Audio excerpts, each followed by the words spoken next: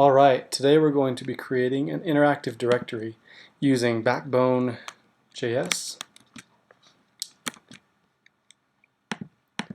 Okay, so here's the finished product. Basically it's a listing of names. When you click on a name you get more details about that name, contact information. What you can do is you can filter. As you type, it filters out by last name. You can also click on these filters here and it will show you just students, just parents, or everybody. Imagine this for like a school directory online. And then of course you can see here it shows the results of the filter. So let's get started. So here is our blank page. I've done a little bit of legwork here, just a little bit of cheating. So you can see I've got a basic index.html file inside my directory. I've linked to a CSS style sheet. I've set up some styles. This isn't a CSS tutorial, so I'm not going to go through that. And then I've just linked it here. And then I've also included backbone, jQuery, and underscore. So what we need to do first is set up our links to these libraries.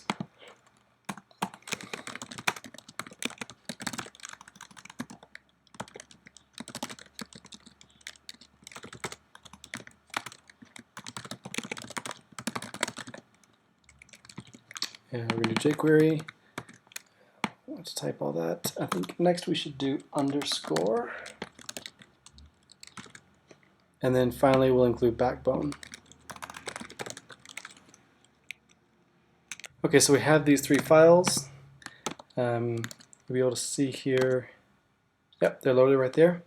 Okay, now before we get started we need to actually have some data. So I'm going to go to generatedata.com. It's a great website for generating any kind of data you need. I'm not going to explain what I have here. You can pause the video and check it out. But basically I'm exporting all these fields as a simple JSON file. It's going to generate 100 random rows. So I'm going to take this, I'm going to select all, copy, and then I'm going to create a new file over here under JS called data.json. And we're going to paste it in there. So now we have 100 unique people for our directory. Now, something we're going to do is filter, as you saw, by whether a person is a parent or a student.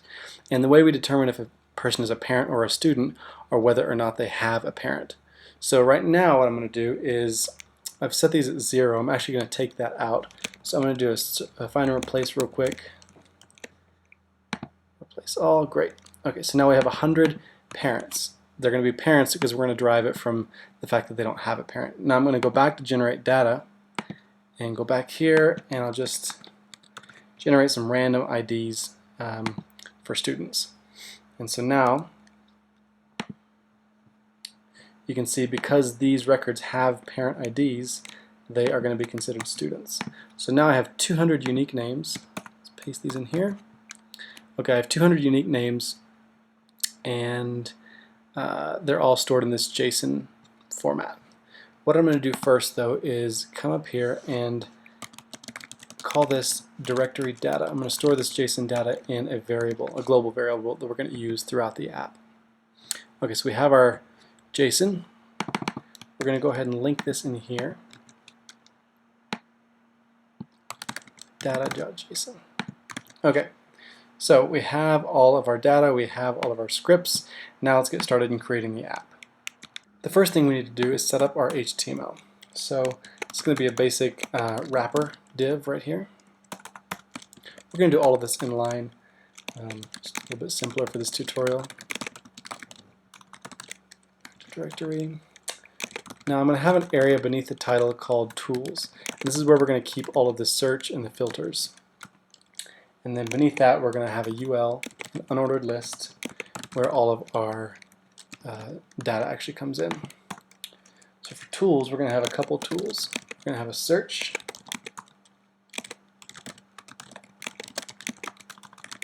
that's just a plain text box.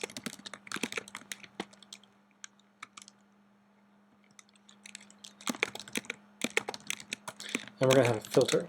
Now this filter is going to be generated dynamically, so we don't actually need to put anything in here. We're just going to put a blank div called filters. And then finally we're going to have our count. and that shows how many results we have. And that's all we need for our HTML. So now if we come over here and refresh our page, yep, now we've got our filter. We've got our search, we've got our interactive directory, and an empty filter place. Great. Okay, so next what we need to do is start to create our model. So I'm going to come in here and create a new folder. We're going to call it models. I'll create one called views. Oops, let's put that somewhere else.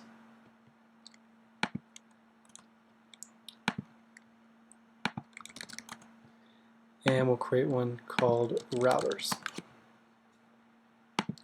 Now what I'm going to do first, I'm going to create the routers file first. So we'll call this router.js. And this router is actually where I'm going to define our app. And so it's going to be an object, and it's going to have a couple different properties here. Views. This is kind of just how I set up my views, my collections, my models. So there's different methods. This is just one I prefer. Okay, so that's all we need right now. Pretty basic. Let's save that. And let's start to create our models. Whenever I create a model, let's call this person-model.js. When I make my models, I actually put my models and my collections in the same file, just because I don't know, they're quite closely related. So I'm going to create a model called person, and we're just going to extend the Backbone model.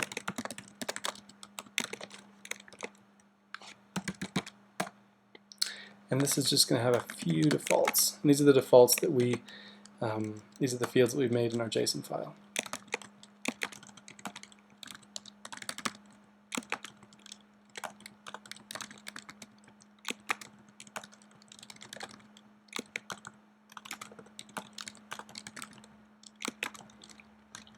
I think that's all we have. Let's check and make sure. Okay, we also have parent. I'll show you why we're going to use that in a second. Okay, so our defaults are all set up. Now, let's leave that for a second and let's go start to create our collection. So this is going to be a collection.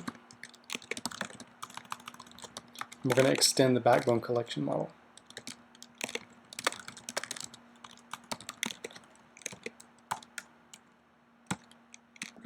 There's only a few things to put in here. First, we're going to set our model, and that's going to be the person model. And this is just something that I kind of like to do. It's called a comparator, and what this will do is anytime we fetch this collection, it's going to sort by whatever field we put here. So I'm going to put last name. So it's going to sort every model by the last name. So this is almost finished. The only thing left that we have to do is, remember I said we were going to sort by parent or student? Well, there's no way to tell that right now, so we're going to derive what type of person this is by the status of their parent field. So whenever we initialize a model, we're going to actually check for that. So we're going to say if this model, the parent is not empty, then if the parent is not empty, that means that it is a student. Otherwise, if it is empty, that means it's a parent. Great, so this is all we need to do for our person model. We're done with that piece. The next thing we need to make is our view. So I'm going to make a person views.js. And this is going to be quite a big file. I'll warn you ahead of time. So first we're going to make a view for our individual person.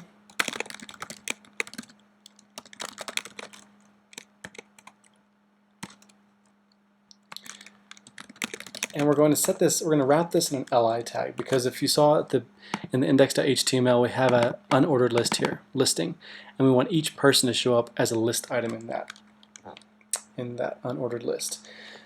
Next, we're going to set the attributes, and here's where I want to set the class of each individual list item, and I want to set the class based on whether or not the person is a student or a parent. So we're going to test for that. We're going to return class, and first I'm going to give it a class of person. I'm going to give it two classes. One is person, and then one is whether it's a student or a parent. So we're going to get the model. We're going to get the type of the model. And that's it. So we're going to return that. Okay, so now whenever this is returned, it should be li with a class of person, and then student or parent. And then let's set the template. And we haven't actually created a template, so we're going to go do that right now. I'm going to pause this piece right here and actually go back to the index. And we're going to create an inline template down here. And you could separate this out. It's probably best practice, but for the sake of this tutorial, I'm just going to leave it in here. So the script tag here is going to hold our template. Some of these are going to be a CSS specific classes. With the list header, it's going to style our CSS. So in the header, I'm going to put the first name and the last name. And then I'm going to have a hidden div down here called details. And this is just going to hold a few more contact details like the home phone and the email.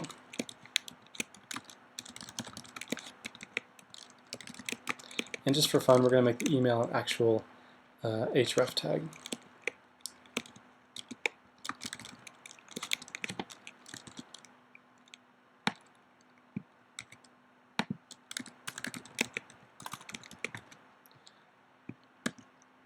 Great. Okay, hopefully I didn't miss anything there. So now let's go back to our view, and we're going to put this template in here. So this template is going to be, we're going to get it with jQuery. So we're going to get our person template and get the HTML of it. So what that means is this right here is going to be the template that's used because we're getting it by ID person template. The HTML is this right here. So this is going to be the template that we use when we render our model. And let's go ahead and set that render function.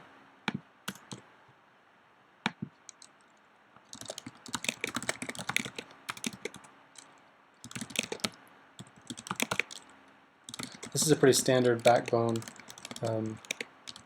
method of rendering your templates. And we are going to add more to this view, but for right now, let's skip down to the people view. This is going to be a view that shows all of our listing of all of our people that are returned. So the L is actually going to be our main wrapper. This is just pretty basic. So basically this view is going to own this entire block of code right here. So it can listen to any events, it can update any elements in here.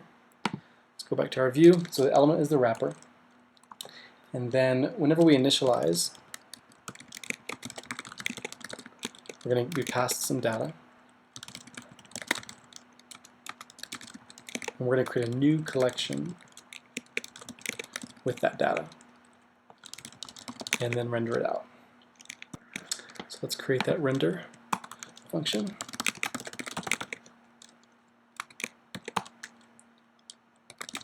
We're going to store this as the variable self.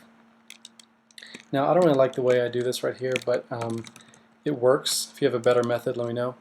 Basically, anytime we render, we're going to empty out the unordered list, just using .empty jQuery method.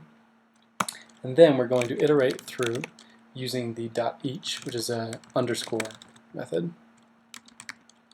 We're going to iterate through each of the models. And then we're going to render a person with each model that's passed.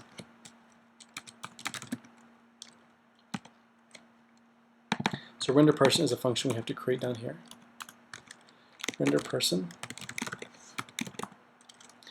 And remember, it will be passed a person. So render person is going to just create a new view for an individual person.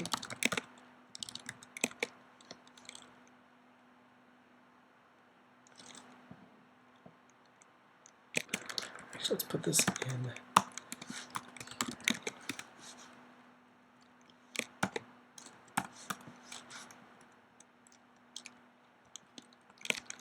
And then last, we're going to append it to that unordered list.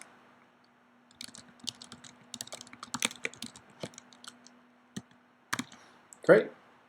Now, in order to see, nothing's happening here, right? Nothing yet, because we also haven't linked anything. So let's come under here, and we are going to link a few things here. Okay, first we're going to link our router.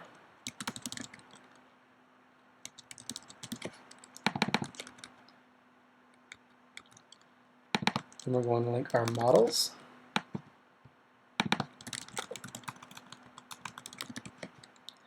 Our views. And one we haven't created yet, actually, which we're going to call app.js. And this is going to kind of kick the whole thing off. So let's go create that. App.js. Now all we're going to do here is say app.init. That's it. And so app, remember, we defined in the router file. So it's got this init function. And what we're going to do with this init function is we're actually going to create a new people view. So we're going to call it directory. This is going to be a global variable that we're going to use. And we're going to pass in our directory data. And remember, the directory data is what we stored our JSON data in. So we're going to pass in all of this data to this view and store it in directory. Okay, let's see what happens here. Oh, there we go. Okay, so we have all 200 of our people right here. And then one thing I forgot to add into our template, if we go back here, just to make sure this is working, we're going to add in our type. Remember, type is something we're generating dynamically. There we go. So student, parent. No filters, no search. But we'll get there. Okay, so let's go back to our views. We want to make these little rows clickable so that they show the details beneath them. So if we go to our views and we go up to our person view, and let's add an event.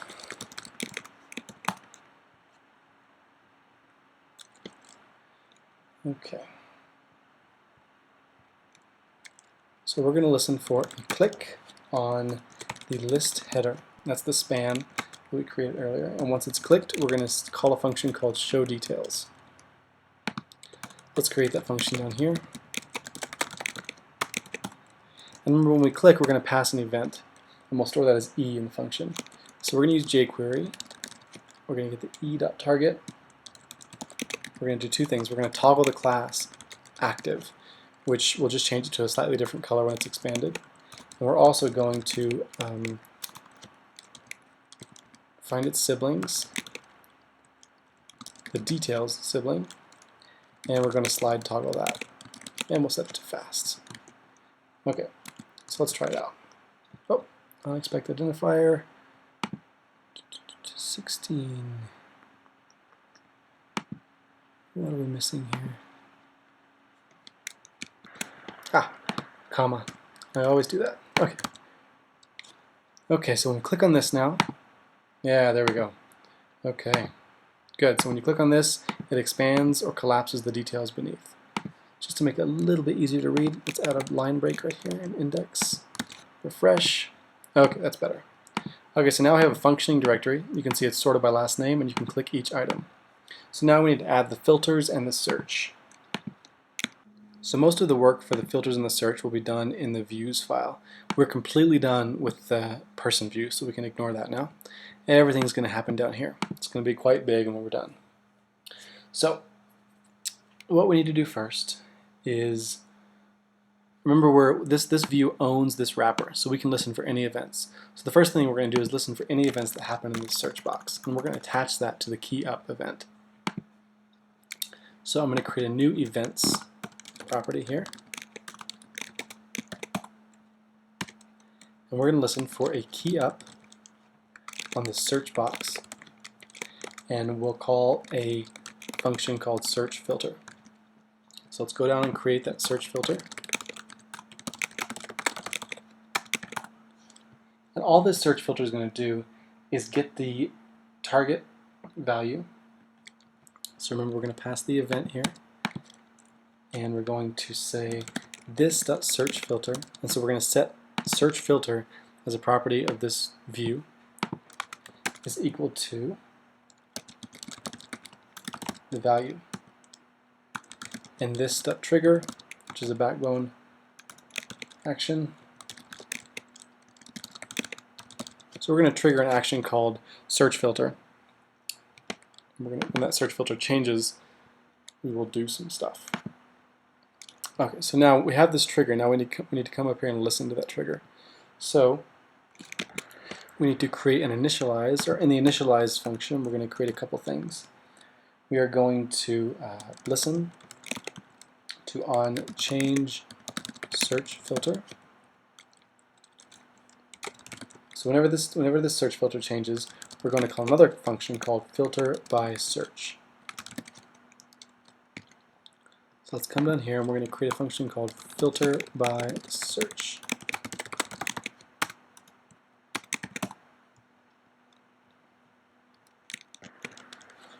So the first thing we're going to do is reset the collection, but we're going to do it silently. So if there's any filters currently applied, it'll just kind of, in the background, it'll reset that. That way we have full access to the entire collection. And then we're going to create a variable called filter string. And this is really just the search filter that was set earlier. And we'll create another variable called filtered. And this is going to be an array. So we're going to filter through this is an underscore function. We're going to filter through the collection. And for each item that we get back, we are going to see if it matches what we've typed. So we're only going to return the items whose last name, we're going to put it to lowercase so that we can just match on lowercase items. We're going to also change our search term to lowercase. So index of is just going to test for if this exists.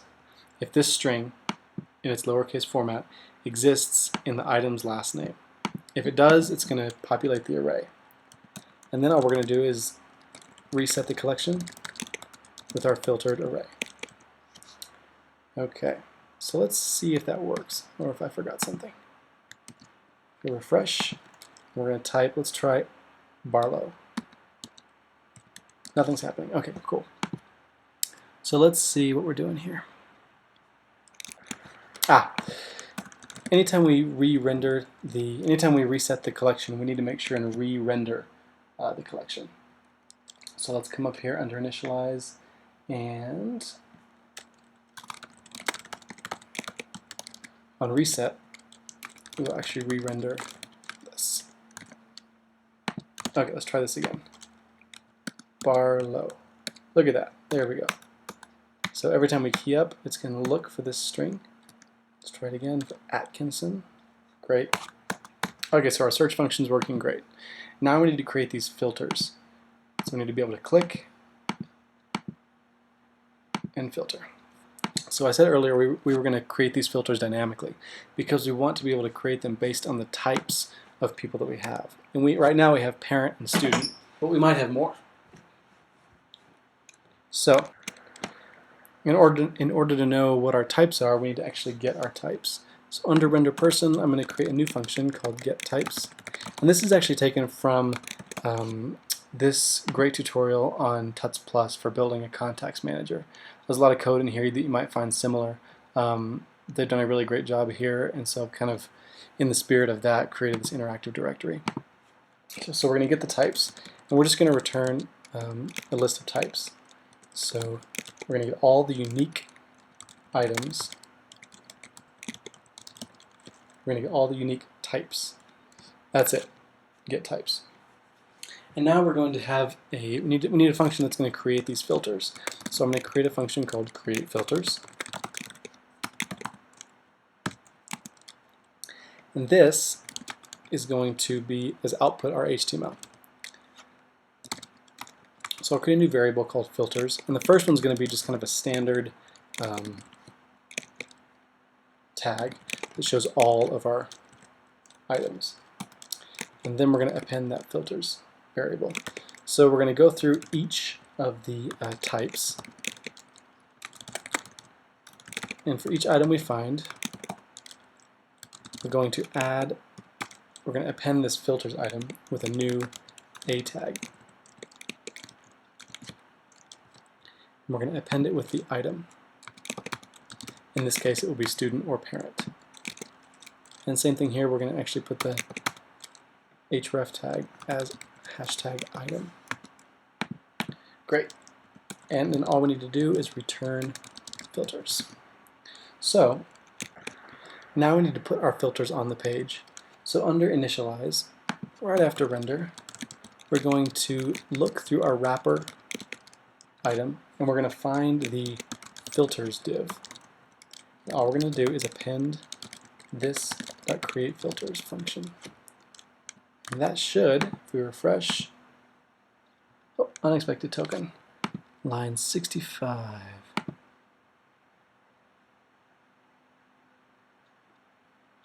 What am I missing here? Ah, no colon needed. Okay, refresh. There we go. All parents and students, and they look really bad, so I forgot one thing.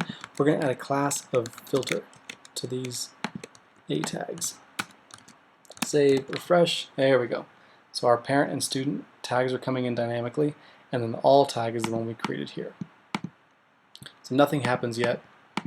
You just click away, nothing happens, except you do notice that the URL changes. Okay, so in order to take advantage of these links, we need to be listening for their click. So we're going to listen for the click on the filter, and we're going to set the filter. This is going to look really familiar to setting the search filter. So we're going to create a function called setFilter. Also collect the event that was fired. This time we're going to prevent the default. Because it's a link, it's going to change pages. We don't actually need to change pages. But in the same manner, we're also going to set the filter type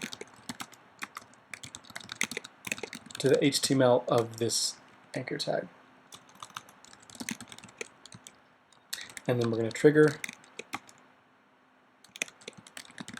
a change of the filter type. Again, this should look very similar to the search filter. So now let's come back up here and we need to listen for that filter change. Change filter type. And we're going to do filter by type. Let's come down here and create a new function called filter by type.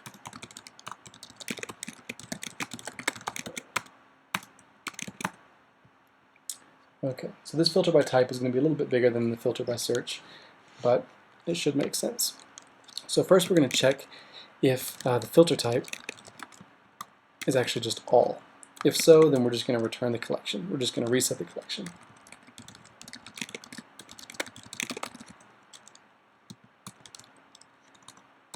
That's all we'll do for now. And then if it's anything else, first we're going to reset the collection silently.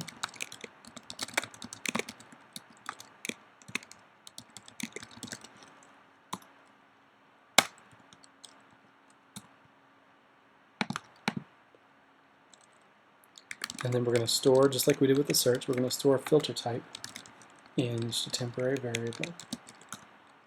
And we're going to create a new filtered array. Again, this should all look very similar. So we're going to look through all the models. And for each item we find, we're only going to return the ones whose type is equal to the filter type. So if we have all, it's going to reset the entire collection. If we don't have all, so if we have student, it's going to reset the collection, set the filter type, and then look through each of them to see which ones have the type that matches student. And then, just like the search, we're going to reset the collection with our new filtered array. Save. Okay, let's see what happens here. Refresh. Let's click parent. Yeah, look at that. Parent, student, all. Now you can see this works great, except the URL is not changing. Parent, student, it just sticks it all. That's because we don't have our router set up. So the last thing we need to do is reset up our router.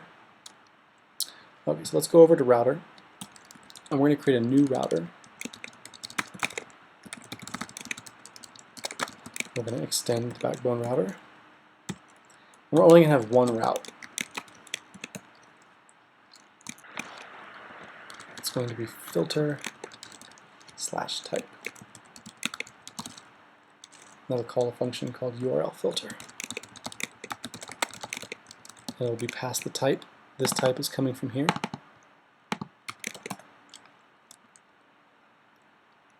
Okay, so directory, so we're going to set the filter type. So this means that we can actually type in here. We can actually type in student, and it should filter without us having to click. So you can bookmark it. So we're going to set the filter type to the type, and then we're going to trigger that same change filter type event that we triggered earlier. And that's it. Now this router is not going to do anything until we instantiate it. So let's do that. So we're going to create a new variable called app_router, and we're going to create a new router. And then we're going to start Backbone history. Okay, so now let's try here. We're going to say filter all. Filter student, filter parent. Nothing's working yet. Okay, so let's see what's happening. Well, one thing we need to do is we need to actually use the navigate function. So we're going to go to filter by type, and we're going to tell the router to navigate to a certain URL.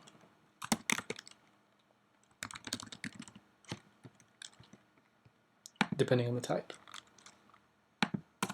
So we'll see if this helps us here.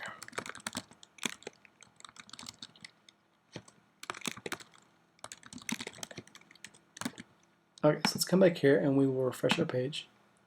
Now when we click parent, there we go. So this is working. So you can see up in our URL now we've got hashtag filter/parent/student/all. Let's see if we can type in here now. Parent. There we go.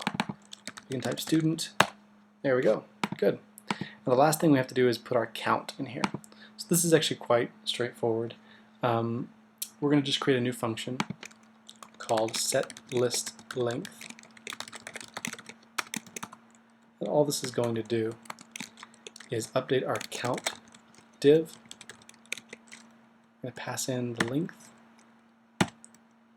That's all it's going to do. So whenever we filter by search, we are going to set that.